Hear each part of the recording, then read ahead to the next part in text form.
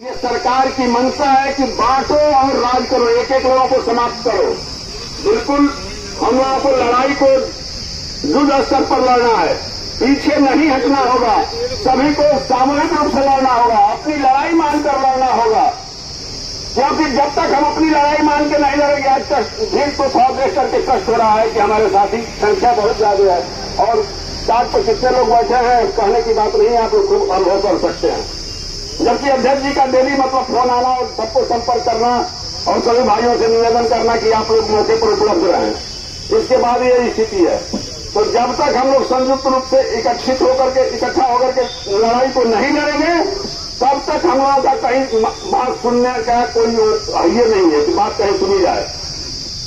और साथियों, एक चीज मैं बता दूं आप लोगों को, जो सरकार कर्मचारियों से लड़ने का काम की है, ये इतिहास गवाह रहा है कि कभी भी वो अगले सत्र में पुनः मंचासीन होने का कार्य नहीं किए हैं। कर्मचारी अपनी एकता और अपनी एकजुटता दिखाने का काम किए हैं।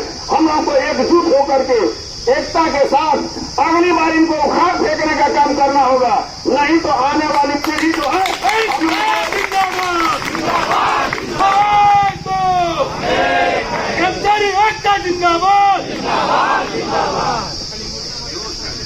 आने वाली पीढ़ी जो है, आने वाली नस्ल हम लोगों को गाली देने का काम करेगी।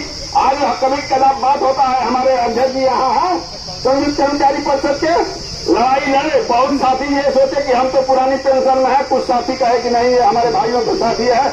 मौका आता है तो कहा जाता है कि आप लोग तो थे मौके पर, क्यों जो है हम लोगों की पुरानी पेंशन बंद हो गई। तो साथियों, ये दिन न देखना पड़े, इसके लिए हम लोगों को जो है लड़ाई को एकजुट होकर लड़ना पड़ेगा। उसी तरह से जैसे एक बार जाल बिछाया गया था शिकारी के द्वारा और कबूतर सब आकर फंस गए और कोई उड़ नहीं पा रहा था, तो एक बूढ़ा कबूतर था, कहा कि अगर हम एक बार शक्ति लगाकर सब लोग उड़ेंगे तो इस जाल को लेकर उड़ सकते हैं और जगह से पहुंचकर जाल को कटवाने का काम करेंगे। तो हम लोग उसी तरह से एक साथ मिल करके उड़ने का काम करेंगे और इस सरकार को बताने का काम करेंगे कि आने वाली पीढ़ी भी तुम्हें याद करेगी कि जब जब कर्मचारियों से टकराओगे तब तक तुम्हारा अहित होगा। इन्हीं चंद शब्दों के बाद मैं अपनी वाणी को विराम दूंगा। धन्यवाद।